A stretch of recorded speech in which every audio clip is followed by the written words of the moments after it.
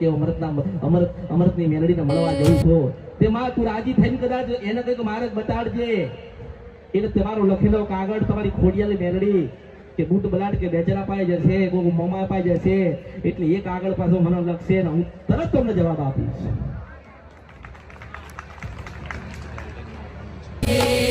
માતા હોય એટલે એને ચૂંટણી વાલી હોય.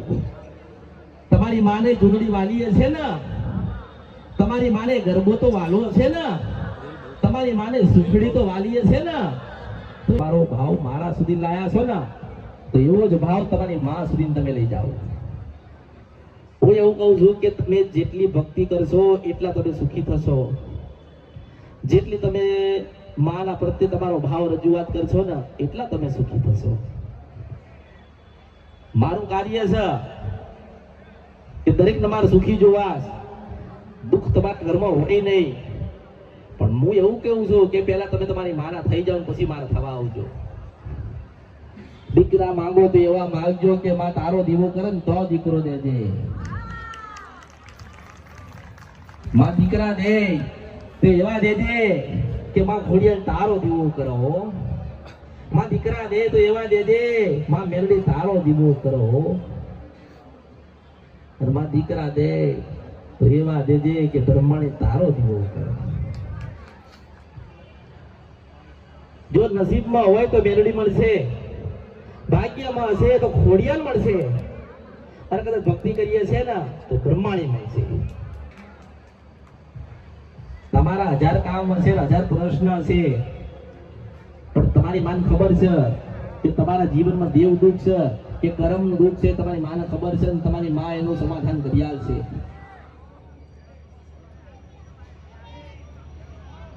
તમારા જીવનની અંદર જેટલા પણ દુઃખ હોય, જેટલી પણ મૂંઝવણ હોય, હું એમ કહું છું કે તમારી કુળદેવીનો દીવો કરીને એને પ્રાર્થના કરજો કે માં અમે તારા શરણમાં છીએ, માં તારા કીધે ચાલીએ છીએ, તો હે જગત જનની યોગ માયા માં તું રાજી થજે અને આ પરિવારનું કલ્યાણ કરજે.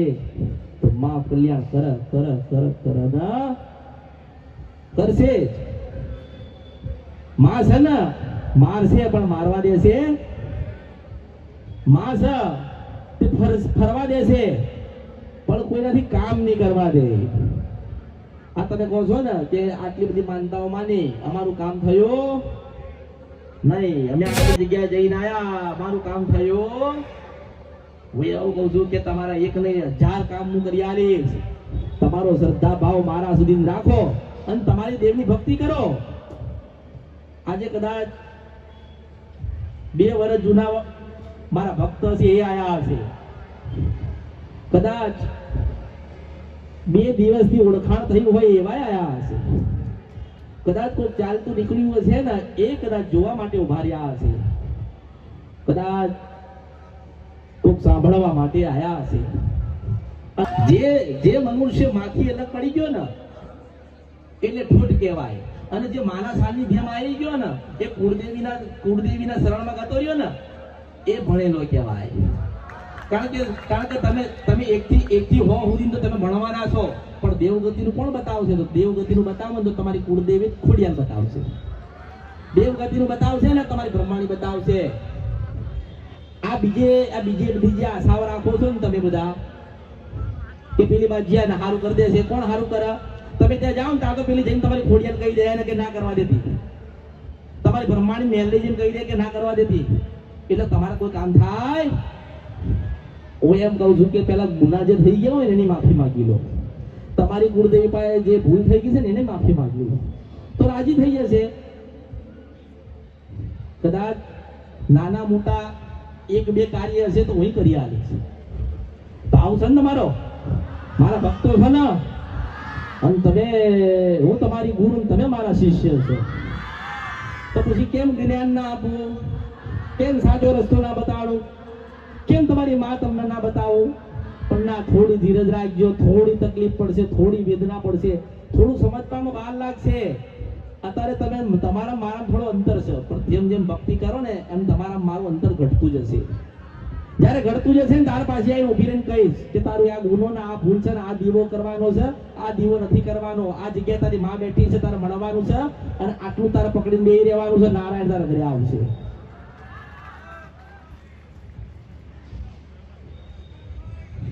જો એવું નહીં કરવાનું, એવું વિચારતા નહીં કે આપણી માતાજી, આપણી કુળદેવી કે આપણા કળ ભાગને જે માતા હોય એ આપણું કામ કરે તો આપણે એને મળવા જઈશું.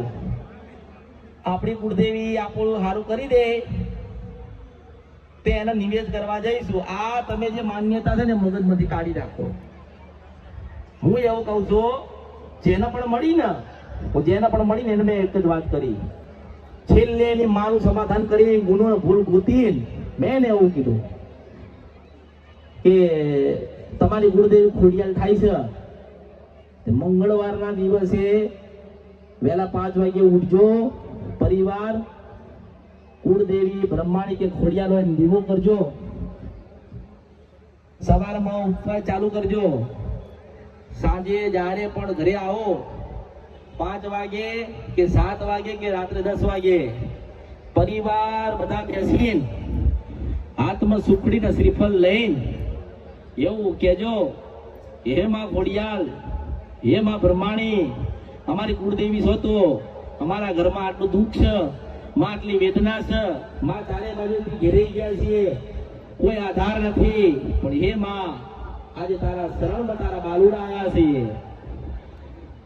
દીકરા હોય એ માના દીવા કરશે, પગે લાગશે, વહુ હશે એ માનો ઘોડો નાખશે, નાના નાના બાલુડા છે એ માના પગે લાગશે.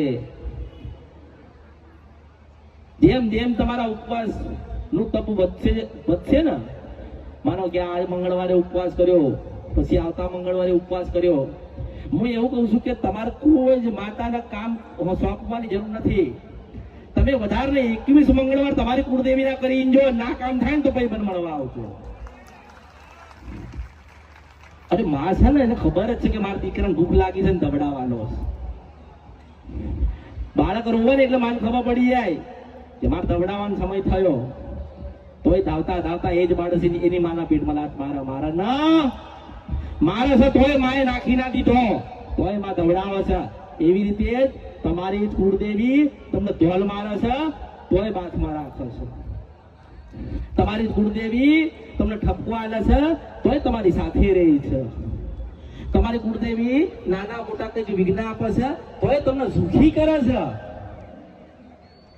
અને માનું સ્થાન છે ને, માનું મંદિર હોય ને તે ઊંચું સ્થાન હોય, કારણ કે તો કુળની દેવી, કુળ વધારનારી માં આપણી કુળદેવી હોય ને એ દીકરા દે, વસ્તી વધાર, આનંદ આલ, માં આશીર્વાદ દે. એવી રીતે કદાચ તમારી કુળદેવીના મંગળવાર કરશો, સુખડીના શ્રીફળ ધરાવજો, અને તમારા જેમ જેમ દિવસ પરિવર્તન થાય એમ વધારે માતાના આનંદ કરાવજો. એવું જરૂરી નથી કે 12 મહિને આપણે એક જ વખત નિવેદ કરીએ ખોડિયાલનું કે મેરડીનું. કેમ આપણાને એવું નથી કે દર અઠવાડિયે એક વખત આપણા માણસ સુખડીના શ્રીફળ વધેરીએ. મારો સદાય પ્રયત્ન છે કે હું તમને તમારી માં સુધી ભેટો કરાવી દઉં, એટલે કળિયુગ મારી જરૂરત જ તમને ના પડે. હું તમને એ જ કરવા જાઉં છું કે તમને જીવનમાં દુઃખ ના પડે, તમારી માના ગુના ના થાય અને તમારી માં નારાજ ના થાય. મારો એવો જ પ્રયત્ન છે. કદાચ કોઈ એવી આશા લઈને આવ્યું હોય કે હે માં મારા 2 દીકરીઓ છે તો દીકરો દેજે, તો હું એવું કહું છું કે આ કળિયુગમાં હું મેરડી બોલતી હોય, કદાચ સુરતમાં આવ્યું હોય તો બરોબર 18 મહિને તારા ઘરે દીકરો થાય ને તો માનજે બેટા કેવું મેરડી આવી ત્યાં સુરતમાં મુર્શિદાબાદ છપરા નદી ગંદરોપિયા મેરડી છો. પણ એવું કહું છું કે તું આ ભરતી હોય અને હું કદાચ બોલતી હોય તો તારા ગામે જજે બેટા, અને ગામે જાય ને ખૂણામાં જાય અને હનુમાનજીની એક ડેરી મળે અને પાછી અંદર જાય ને અસલ તારી કુળદેવી ખોડિયાલ મળે તો ખોડિયાલના મંગળવાર ચાલુ કરજે બેટા, સુખડીના શ્રીફળ ધરાવજે. તારા ઘરે બેટા દીકરાનો જન્મ થાય એટલે પગમાં એક લાખું હશે એટલે બાંધે કે તારી કુળદેવી ખોડિયાલે આલ્યા હતા. મારા સુધી તમે નહીં આવી શકો પણ હું તમારા સુધી આવી છું. અહીંયા જે માડીએ કીધું એ પ્રમાણે છે ખરી? ઊભા થાવ બેન. હા બા, ખરું ખરું.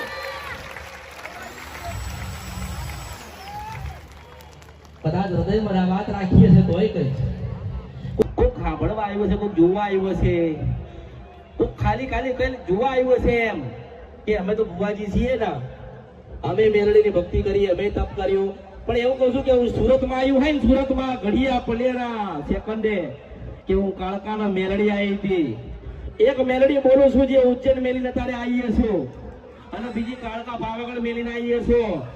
તો હું એવું કહું છું કે તમારી માના દર્શન કરવા હોય ને તો તમારો અભિમાન, તમારો ક્રોધ, મોહ કે માયા, તારું મારું બધું જ મેકી દેજો. માને તમારું શીશ નમાવજો, પગે લાગીને કહેજો કે હે માં, હે જગતજનની જોગ માયા, તમે મારા ન હું તમારો છું. પણ જો એક જોગ માયા રમવા ન આવે તો મારા અવતારનો ખોટ પડે. હા માં, એવી આવશે કે એવું કહેશે કે બેટા હું મેલડી છું.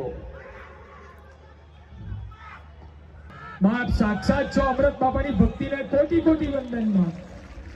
અરે એમ કહું છું, આટલું બધું ખખડીને કહું છું ને કે ખાલી કોઈ જોવા આવ્યું હોય ને તો હાથ દાડા તારે માની ભક્તિ કરી, મારા અમૃત નું એક વખત નામ લઈ જાય, તારી માં 24 કલાક ધૂણવાનું ના બંધ કરે ને તો મને અવતારમાં ખોટ પડે. બોલો શ્રી મેલડી છો. જય હો માં.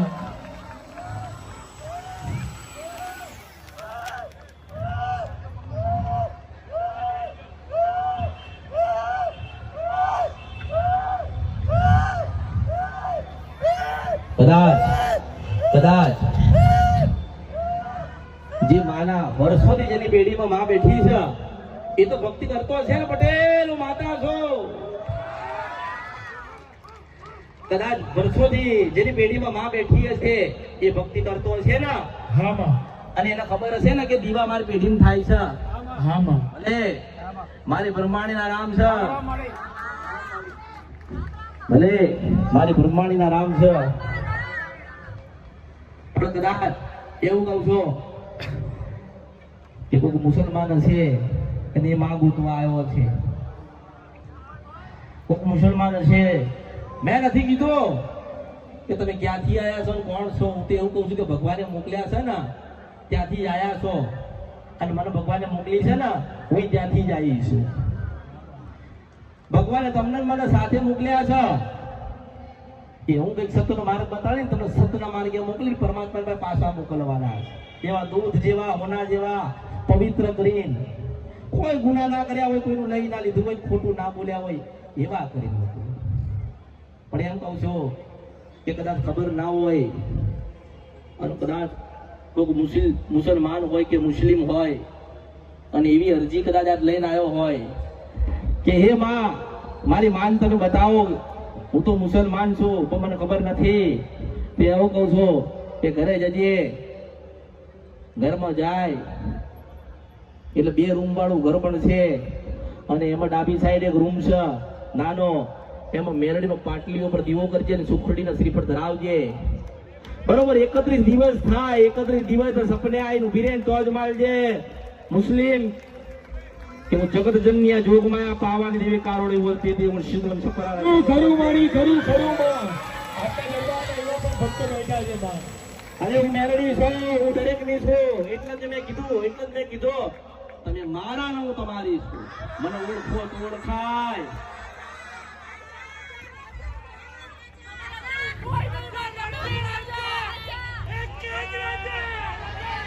આ તો સુરત નો પોકાર છે, સુરત નો જમકાર છે, કારણ કે સુરત મારું ને હું સુરત ની છું.